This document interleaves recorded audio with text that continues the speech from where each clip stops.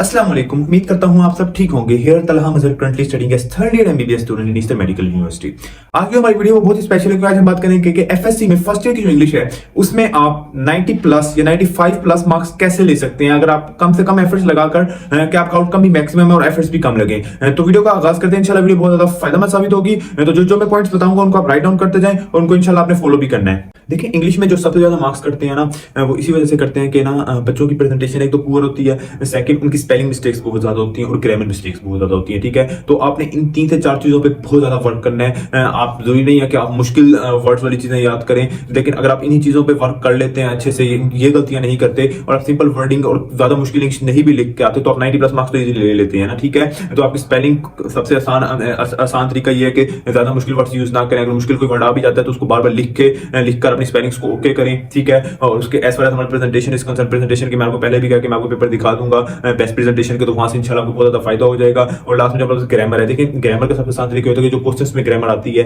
ठीक है, उसमें गलती ये करते हैं अक्सर कि आपसे क्वेश्चन में जो पूछा गया होता है वो पास्ट में होता है और आप आंसर प्रेजेंट पे दे रहे होते हैं। तो ट्राई करें कि जिस वे में क्वेश्चन, जिस टेंस में क्वेश्चन पूछा गया था आप उसी टेंस में ही जवाब दें। ठीक है, इसी तरह दीगर चीजें और हैं जो मेन है। आप देख रहे हैं कि अपनी ग्रामर में जो आप ग्रामर जब पढ़ेंगे, जो आपको टीचर्स भी पढ़ाएंगे, तो वहां से भी आपने काफी चीजें सीखने के, और जब आप कोई चीज याद करें तो वहां से भी आपने देखना है कि यहाँ पे ग्रामर की गलती ना हो, वाज, इज और जो इज एम आर कहाँ यूज करें, इस चीज का आपको बहुत ज्यादा पता हो और गलती बिल्कुल भी नहीं करनी है आपने ग्रामर की। तो इंशाल्लाह आप इजीली मार्क्स अच्छे स्कोर कर लेंगे। इसके बाद देखिए, हमारे पास जो भी सब्जेक्ट होता है उसमें अच्छे मार्क्स स्कोर करने की सबसे पहली चीज होती है कि उसको बार बार लिख के ताकि आपको याद रहे। इंग्लिश भी एक ऐसी ही चीज है जो हमें वर्ड टू वर्ड अक्सर याद करनी होती है। बाकी तो हम साइंस में कंसेप्ट भी लिख लेते हैं, लेकिन इंग्लिश को आपको वर्ड टू वर्ड लिखना होता है। ठीक है, इंग्लिश में पक्का रट्टा लगाना होता है। तो उसके लिए आपके लिए है कि आप ना इंग्लिश को बार बार लिख के याद करें। ठीक है, इससे आपका ये होगा कि स्पीड भी बढ़ेगी, टाइम मैनेजमेंट की प्रॉब्लम बिल्कुल खत्म हो जाएगी। ठीक है, उसके बाद आपकी हैंड राइटिंग भी बहुत अच्छी हो जाएगी। ठीक है, तो ये चीज आपने ऐसे करने के लिख कर याद करना है। ठीक है, बार बार याद करना है, बार बार पढ़ेंगे तो आपको वैसे ही वो माइंड में याद होना पक्का रट्टा लग जाएगा। ठीक है, और भी सब्जेक्ट होते हैं ना उसमें अगर आपने अच्छे मार्क्स लेने हैं तो उसमें आपकी टेस्टिंग बहुत अच्छी होनी चाहिए। ठीक है, तो मैं यही बात कर रहा था कि जो हमारे पास टेस्टिंग है ना वो आपकी बहुत ज्यादा अप टू मार्क हो। ठीक है, इंग्लिश आपको बार बार पहले बताया कि इंग्लिश बार बार लिखने से और बार बार याद करने से, रिवाइज करने से याद रहती है। तो अगर आप टेस्टिंग अच्छे से अच्छी देंगे तो आप इंग्लिश में इंशाल्लाह अच्छे मार्क्स आएंगे। ठीक है, तो अच्छे मार्क्स कैसे आएंगे? तो आप अच्छी टेस्टिंग दें। ठीक है, उसके बाद बार बार लिखें उस चीज को, और उसके बाद लिखने के बाद छोड़ ना दें, उसको चेक करवाएं। देखें, अगर आप 10 बार एक चीज लिख रहे हैं, 10 बार गलती करें तो कोई फायदा तो नहीं है ना उसमें, क्योंकि आप जो मिस्टेक कर रहे हैं 10 बार, अगर वो पेपर चेक हो कि आपको नहीं मिला, आपका टीचर आपको नहीं बता रहा कि बेटा ये आपकी गलती है, तो कोई फायदा नहीं, आप पेपर में भी गलती करेंगे आएंगे। ठीक है, तो चाहे एक बार लिखें लेकिन टीचर से लाजमी चेक करवाएं ताकि आपको आपकी मिस्टेक पता चले और आप उसको करेक्ट करें। ठीक है, तो अच्छी टेस्टिंग होना और टेस्ट चेक होकर मिलना ये बहुत ज्यादा जरूरी है इंग्लिश में और एफएससी के दीगर सब्जेक्ट्स में अच्छे मार्क्स हासिल करने के लिए। फर्स्ट ऑफ ऑल, हमारे पास कोई भी सब्जेक्ट है उसके लिए हमारे पास सबसे बेस्ट जो चीज है वो उसके टीचर्स हैं जो आपको अच्छा पढ़ाएं, जो आपको अच्छा गाइड करें। देखिए, इंग्लिश जो है ये बहुत ही ज्यादा एक्सटेंसिव किस्म का सब्जेक्ट है। कोई 1-2 बुक्स नहीं है, इसमें 3 से 4 बुक्स पढ़नी है आपने। ठीक है, English part 1, English part 2, English part 3, उसके बाद गाइड बुक्स पढ़नी है, उसके बाद ग्रामर के लिए अलग बुक पढ़नी है। ठीक है, तो ये डिफरेंट हमारे पास बुक्स पढ़नी है। उसके बाद यहाँ पे एप्लीकेशंस है, लेटर्स आते हैं, उनको कैसे अटेम्प्ट करना है, और जो दीगर चीजें हैं स्टोरीज हो गई उनको कैसे अटेम्प्ट करना है। तो डिफरेंट पॉइंट्स हैं, तो इनमें बेहतरीन किस्म को आपको गाइड करने के लिए, आपको आपकी जो खामियां हैं उनको सॉर्ट आउट करने के लिए और उनको फिर सोल्यूशन देने के लिए आपकी जो बेस्ट चीज है वो आपका टीचर होना चाहिए ना। एक अच्छा टीचर होना बहुत जरूरी है आप लोगों के लिए इंग्लिश को अच्छे तरीके से टैकल करने के लिए। सेकंड हमारे पास है गुड गाइड बुक। देखें, इंग्लिश जो है ना, आप इसको टेक्स्ट बुक आपके पास लाजमी होनी चाहिए, लेकिन जो मेन चीज है आपको यहाँ पे क्वेश्चन अटेम्प्ट करने होते हैं, आपने यहाँ लेटर्स याद करने, अपनी एप्लीकेशंस याद करनी है, आपने स्टोरीज याद करनी है, आपने डिफरेंट चीजें याद करनी है। ठीक है, तो आपको ये चीजें याद करने के लिए एक अच्छी गाइड बुक होना का बहुत जरूरी है आपके पास। तो मैं आपको बताता हूँ, हमारे पास सनशाइन की जो बुक है इंग्लिश की वो सबसे ज्यादा बेस्ट है। ठीक, वहां से आप क्वेश्चंस भी अटेम्प्ट कर सकते हैं, वहां से आप लेटर्स भी अटेम्प्ट कर सकते हैं, वहां से आप स्टोरीज भी अटेम्प्ट कर सकते हैं। ओके, और सबसे अच्छी बात यह है कि वहां पे हमारे पास एक्सरसाइज के क्वेश्चंस के अलावा चैप्टर के जो एंड है वहां पे उन्होंने एक्स्ट्रा क्वेश्चंस भी दिए हुए हैं जो पहले कभी पेपर में आ चुके हैं, जो हमारे पास एक्सरसाइज के क्वेश्चंस के अलावा। उसके बाद उन्होंने जो लेटर्स, एप्लीकेशंस, जो हमारे पास स्टोरीज हैं, उनके 3 डिफरेंट स्टोरीज दी हुई हैं कि हर बच्चे के लिहाज से कि मीडियोकर बच्चा है, लोअर मीडियोकर है या बहुत ज्यादा ब्रिलियंट स्टूडेंट, तो हर कोई अपने ईज के अकॉर्डिंग वो चीजें याद कर सकते हैं और मैक्सिमम एफर्ट्स लगा, कम से कम एफर्ट्स लगाकर मैक्सिमम मार्क्स हासिल कर सकता है। ठीक है, तो इंग्लिश की सनशाइन सबसे अच्छी बुक है। उसके बाद हमारे पास किप्स की जो नोट सीरीज है वो भी बहुत अच्छी है, उसके बारे में बहुत कुछ सुना हुआ है। उसके बाद बाद ब्रेन्स इंग्लिश बहुत अच्छी है, उसके बाद आइडियल बुक भी अच्छी है। अच्छा, तो आप मेन जो एक दो बुक्स रख लें, किप्स रख लें, और साथ हमारे पास आप इसकी सनशाइन लाजमी रख लें, ठीक है। बाकी अगर आप कोई लेटर अटेम्प्ट कर रहे हैं तो उसके लिए आपको दीगर बुकों से देखने तो सॉफ्ट में आप रख सकते हैं, और सॉफ्ट सिर्फ एक बार देख लेंगे, और जो इंपॉर्टेंट पॉइंट्स होंगे उनको आप अपने जो मेन बुक होगी उसमें नोट डाउन कर लेंगे, ताकि आपको बाद में वो बुक्स ना देखनी पड़े, आपको बेनिफिट ज्यादा से ज्यादा हो, ठीक है। देखिए अब हम पेपर वाइज डिस्कस करते हैं। देखिए सबसे पहले हमारे पास 20 मार्क्स के ऑब्जेक्टिव होते हैं, एमसीक्यूज होते हैं, ठीक है। उसमें से कुछ एमसीक्यूज आपके सिनोनिम्स आते हैं, कुछ आपके ग्रामर से रिलेटेड आते हैं, और उसके अलावा कुछ हमारे पास पॉइंट से आते हैं, और कुछ प्लेस से आते हैं। तो ये सारा कुछ मिक्सअप किया आता है। देखिए सबसे जो आसान तरीका है ना एमसीक्यूज अटेम्प्ट करने का, देखिए आपको ना फर्स्ट ऑफ ऑल आप कोई भी आपके फॉर एग्जांपल जो एमसीक्यूज हैं वो फॉर एग्जांपल 4 पोर्शंस में डिवाइड है, ठीक है। तो आप अपने 4 पोर्शंस बना लेंगे। आपके जो कॉलेजेस हैं, आपकी जो अकेडमीज हैं, वो आपको बेहतर तरीके से समझाते हैं, क्योंकि उन्हें पता होता है कि ये पोर्शन वो एक एक पोर्शन पे वर्क करते हैं, ठीक है। तो मेन चीज ये है कि आपको जो पोर्शन है, फॉर एग्जांपल ग्रामर का पोर्शन है, ठीक है, ग्रामर का पोर्शन सबसे ज्यादा मुश्किल होता है। आपने पहले उसके सारे पॉइंट्स एंड ट्रिक्स लेने हैं जो आपको टीचर बता रहा है या जो आपकी बुक में लिखूंगा, आपको सारे पॉइंट्स एंड ट्रिक्स पहले पता हो, ठीक है। उसके बाद आपने प्रैक्टिस करनी है, ठीक है। अगर आप पहले ही प्रैक्टिस पे चले जाएंगे, पहले ही देखने लग जाएंगे, तो आपसे कभी अटेम्प्ट नहीं हो पाएंगे। आप रट्टा लगा लेंगे लेकिन आपको भूल जाएगी। जैसे हमारे पास एक ट्रिक है कि 2 के बाद हमेशा फर्स्ट फॉर्म आती है, ठीक है। इसके बाद हमारे पास विल, वुड, तो इनके बाद हमेशा फर्स्ट फॉर्म आती है। तो ये आपके पास फार्मूला ट्रिक है पड़ी, ठीक है। इस तरह और भी काफी ज्यादा फार्मूलाज हैं जिनको आपको टीचर्स भी बताएंगे। तो ये फार्मूला अगर आपको पता लग जाएगा तो आपके एमसीक्यू जब आप पास पेपर से फिर करेंगे, और उसके बाद जो बुक में दिए हुए हैं वो करेंगे, किप्स में जो दिए हुए हैं वो करेंगे, तो वो आपके लिए बहुत आसानी से होते जाएंगे। तो एमसीक्यू आप यही करें, तो कोई भी आपका पोर्शन है तो पहले उसके जनरल ट्रिक्स एंड फार्मूलाज आपने माइंड में रखनी है, ठीक है। टीचर जो आपको बताएंगे, ठीक है। उसके बाद आप उनकी प्रैक्टिस करनी है जितनी आप कर सकते हो, तो इंशाल्लाह आपका एमसीक्यू गलत नहीं होगा। सबसे ज्यादा एमसीक्यू जो आते हैं वो अगर आप सिर्फ पास पेपर की बहुत अच्छे से कर लेते हैं, फार्मूला ट्रिक्स आपके अपने माइंड में रखते हुए, ठीक है, तो आपका एमसीक्यू इंशाल्लाह गलत नहीं होगा, ठीक है। अच्छा देखें उसके बाद हमारे पास होती है सब्जेक्टिव। देखिए सब्जेक्टिव में हमारे पास सेकंड, थर्ड एंड फोर्थ जो क्वेश्चन होता है वो हमारे पास होता है शॉर्ट क्वेश्चंस का। देखिए आप शॉर्ट क्वेश्चन एक ऐसी चीज है जिसमें आप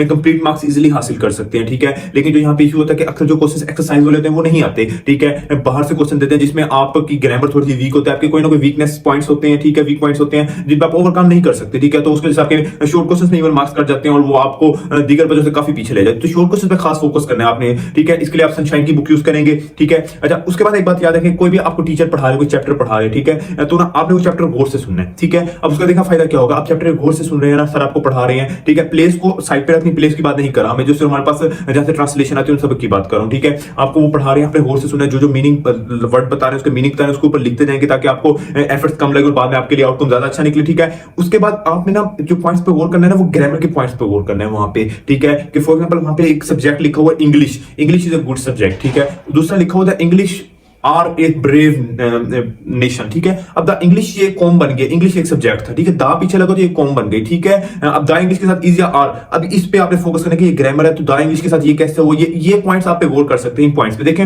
जो हमारे पास एंटी टेस्ट में एमसीक्यूज आते हैं ना, वो हमारे बुक के ही पॉइंट्स होते हैं, बुक की ही लाइंस अक्सर आ जाती हैं। तो अगर आपकी बुक अच्छे से पढ़ी हुई होगी आपने, तो उसके बाद आप एक तो ग्रामर अच्छी होगी, आपको काफी पॉइंट्स आपके माइंड में आएंगे। उसके बाद सिनोनियम अच्छे होंगे, जो हमारे पास एंटी टेस्ट में सिनोनिम्स आते हैं वो भी अक्सर यहीं से आते हैं, आपकी इंग्लिश बेहतर होगी, ठीक है। उसके बाद जो सेकंड चीज है आपको क्वेश्चन आंसर जो अंदर बुक से आते हैं, एक तो एक्सरसाइज वाले होते हैं, ठीक है, वो तो आप कर लेंगे। जो बुक के अंदर आते हैं आप एक बार गौर से देखेंगे तो आपको बुक वाले याद हो जाएंगे। उसके बाद मेन चीज है वो ट्रांसलेशन, आप अगर सुनेंगे अच्छे से पढ़ेंगे, सिर्फ सबक की बात करूं तो आपकी ट्रांसलेशन बहुत अच्छे से होगी। और इन लास्ट में आपको जो हमारे पास सबसे ज्यादा बेनिफिट होगा वो पंक्चुएशन। देखिए आप पंक्चुएशन के लिए देखेंगे पैराग्राफ, आपको समझ आ जाएगा ये चीज है, ये आपको टीचर बताएंगे कि ये पंक्चुएशन के लिहाज से है, ये आता है, तो वो भी आप देख लेंगे। तो एक सबक अच्छे से पढ़ने से आप 4 से 5 क्वेश्चन अटेम्प्ट कर रहे हैं, ठीक है। तो इसलिए आपने जो सबक आपको टीचर पढ़ा रहा होगा, जो लेसन आपको पढ़ा रहा होगा, उसको आपने गौर से पढ़ना है और उसको खास एफर्ट्स देने हैं उस पे, ठीक है। उसके बाद हमारे पास जो पॉइंट्स होती हैं, देखें पॉइंट्स को ऐसे हमारे पास सिनोनिम्स आते हैं, उसके बाद हमारे पास उसकी ट्रांसलेशन आती है, ठीक है। तो ये बहुत इजीली हो जाती है। और क्वेश्चन आंसर्स भी हमारे पास जो एक्सरसाइज वाले हैं और कुछ जो अंदर होते हैं, देखिए इसका तो सबसे आसान तरीका जो है ना हमारे पास पॉइंट्स का,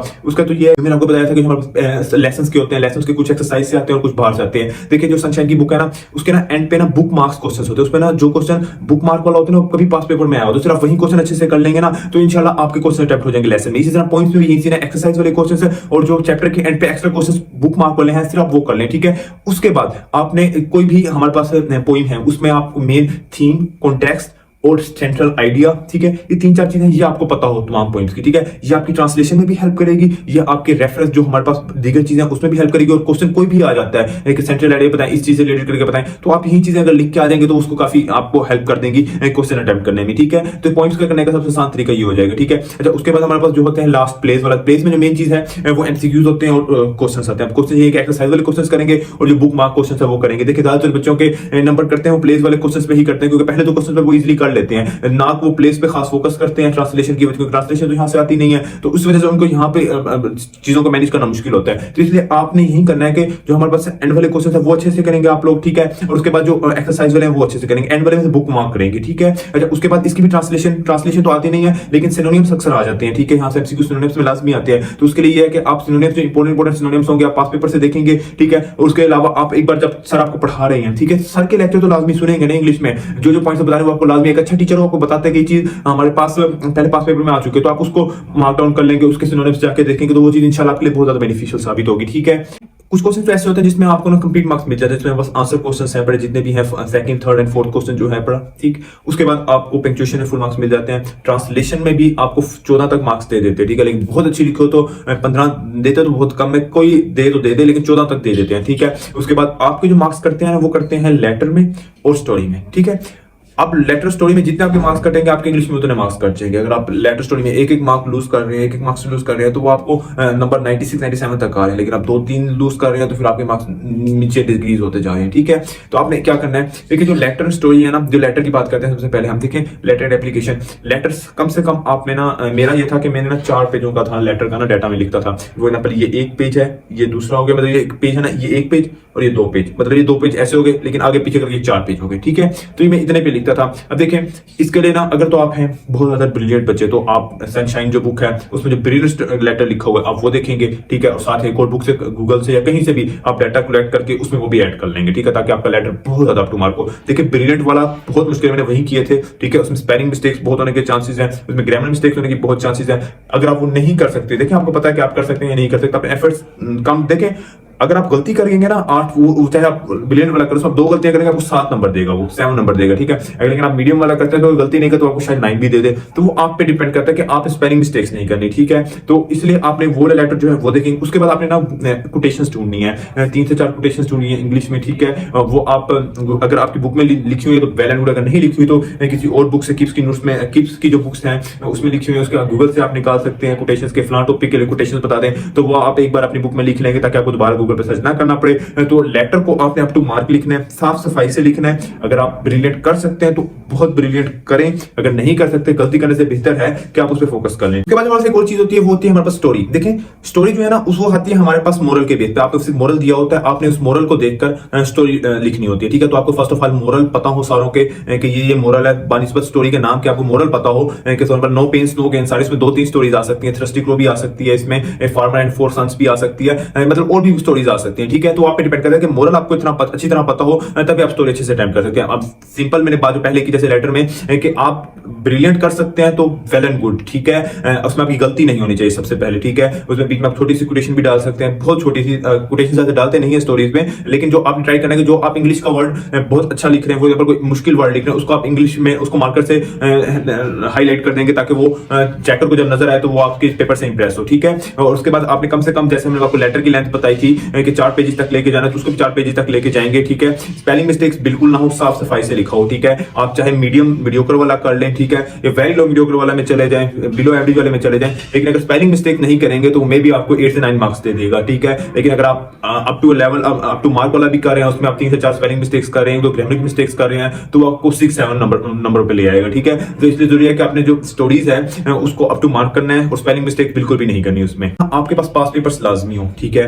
आपकी जब टेस्टिंग स्टार्ट होना, एक तो होता है आपको टीचर्स पढ़ा रहे हैं, जब आप नए गए हैं तब तो आपको पास पेपर की ऐसा जरूरत नहीं है, ठीक है। लेकिन जब आपकी टेस्टिंग स्टार्ट होने वाली है, ठीक है, तब आप पास पेपर्स लेने की कोशिश करेंगे, सोल्व ले लें, क्योंकि जो अक्सर क्वेश्चंस होते हैं जो हमारे पास एक्सरसाइज के नहीं होते, वो आपको मिल नहीं रहे होते सनशाइन किसी और जगह से, तो वो सोल्ड पास पेपर्स में आपको मिल जाते हैं। जरूरी नहीं है कि आप उसी साल के लिए पिछले साल के ओल्ड बुक सेंटर से मिल जाएंगे, आपको सस्ते भी मिल जाएंगे, ठीक है। असल मकसद तो यह है कि आपको क्वेश्चन पिछले देखने हैं, ठीक है। तो आप क्वेश्चन याद कर सकते हैं, वहां से आप पेयर ऑफर्स भी देख सकते हैं, जो आपकी बुक में नहीं है वो आप देख सकते हैं, ठीक है। तो ये चीज आपको बहुत ज्यादा बेनिफिशियल होगी पास पेपर्स को पॉजिटिव यूज करना, ठीक है। उसके बाद वहां से आप लेटर और एप्लीकेशन देखें, कोई ना कोई आपको एक्स्ट्रा चीज क्या पता मिल जाए, ठीक है, कोई कोटेशन एक्स्ट्रा मिल जाए, ठीक है, ट्रांसलेशन देखें कोई ना कुछ एक्स्ट्रा मिल जाए, तो पास पेपर सोल्ड मिल जाते हैं तो वेल एंड गुड है। लेकिन अगर आप सोल्ड नहीं ले सकते तो आप हमारे पास अनसोल्ड भी ले सकते हैं, ठीक है। तो पास पेपर आपके पास लाजमी होने चाहिए, ठीक है, जो आपको बहुत ज्यादा बेनिफिशियल साबित होंगे आप लोगों के लिए। देखिए एज फार एज पॉइंट की हमारे पास ट्रांसलेशन आती है, ठीक है, उसमें आपके सबसे पहले ये होता है कि हमारे पास सबसे पहले कॉन्टेक्स्ट पूछते हैं आप, ठीक है। उसके बाद एक रेफरेंस होता है, उस पर एक्सप्लेनेशन होती है, ठीक है। सबसे पहले रेफरेंस होता है कि कहां से आए, तो पॉइंट का नाम, अपने जो पॉइंट का नाम है वो सही से लिखेंगे आप, जो बिल्कुल बुक में लिखा हुआ है, वो, उसके बाद पोइम का पॉइंट है उसका नाम बिल्कुल आप अकॉर्डिंग जैसे बुक में लिखो, स्पेलिंग मिस्टेक्स बिल्कुल नहीं करेंगे, ठीक है। उसके बाद कॉन्टेक्स्ट है, कॉन्टेक्स्ट जो बुक में एक लिखा हुआ एक दो ही होते हैं वो अच्छे से कर लें आप, ठीक है, उसमें स्पेलिंग मिस्टेक्स नहीं करेंगे। कॉन्टेक्स्ट देखें, आप एक बात याद रखें, जो आपका पेपर चेक कर रहा है ना वो आपकी मेन चीजें देखेगा, ठीक है। कॉन्टेक्स्ट अच्छा लिखा होगा, पूरी ट्रांसलेशन जो आपने लिखी है वो उसको नहीं पढ़ेगा, ठीक है।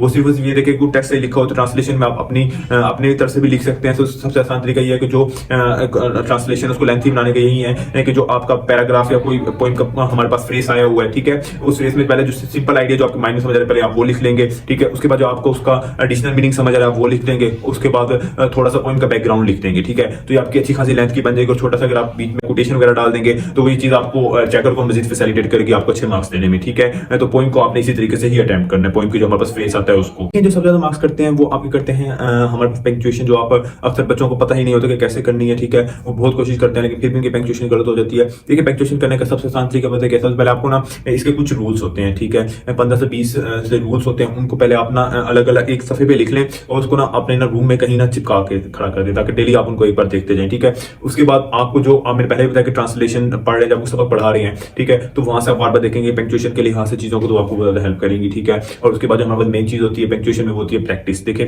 बार बार जो पास पेपर में पैराग्राफ आए होते हैं जो आपके कॉलेज टेस्ट में आ रहे हैं, टेस्टिंग में आ रहे हैं, ठीक है, और जो आपको एडिशनल आपको मिल रहे हैं, कोई कह रहे हैं कि ये इंपॉर्टेंट है, तो उनकी बार बार प्रैक्टिस करें, ठीक है। तो इंशाल्लाह अगर आप बार बार प्रैक्टिस करेंगे तो पंक्चुएशन में तो पूरे मार्क्स आ जाते हैं ना अगर आप बिल्कुल सही लिख के आए तो, ठीक है। तो बार बार प्रैक्टिस करेंगे, पंक्चुएशन पे वर्क करेंगे तो इंशाल्लाह भी पंक्चुएशन इंशाल्लाह बिल्कुल सही हो जाएगी, ओके। देखिए हमारे पास ट्रांसलेशन है, ट्रांसलेशन पे भी यही सीन है कि जो हमारे पास इंपॉर्टेंट पैराग्राफ्स हैं, ठीक है, आप वो पैराग्राफ बहुत अच्छे से करेंगे, जो टीचर्स आपको बताएंगे उनको आप खास फोकस में रखेंगे, ठीक है। और उसके बाद सबसे जो मेन चीज होती है कि ना जो पैराग्राफ का आप ट्रांसलेशन कर रहे होते हैं, ठीक है, ट्रांसलेशन उसमें आपने ये करना है कि जो आपकी तरतीब है ना वो सही है, कि आप वर्ड्स को अकॉर्डिंगली यूज करें जैसे हमारे पास वो पूछना चाह रहे हैं। फॉर एग्जांपल वहां पे लिखा हुआ है कि उसने अहमद का लिखा हुआ है son of Bilawal from Karachi came Multan for study, ठीक है। आपने इस तरतीब में अगर आप लिखेंगे, आप इसको फिर उर्दू में ट्रांसलेशन जो करें इसको अकॉर्डिंगली आपने करना है, ठीक है। ये नहीं कि वर्ड्स की जो तरतीब है वो आपने गलत कर देनी। जो मेन चीज होती है ट्रांसलेशन में वो ये होती है कि आपने बहुत सफाई से लिखना है, कटिंग बिल्कुल भी नहीं करनी। उसके बाद जो हमारे पास इमला की गलती बिल्कुल भी नहीं करनी क्योंकि बहुत छोटी सी होती है, अगर इसमें इमला की गलती कर देंगे तो मार्क्स तो यकीनन आपको कम ही देगा ना।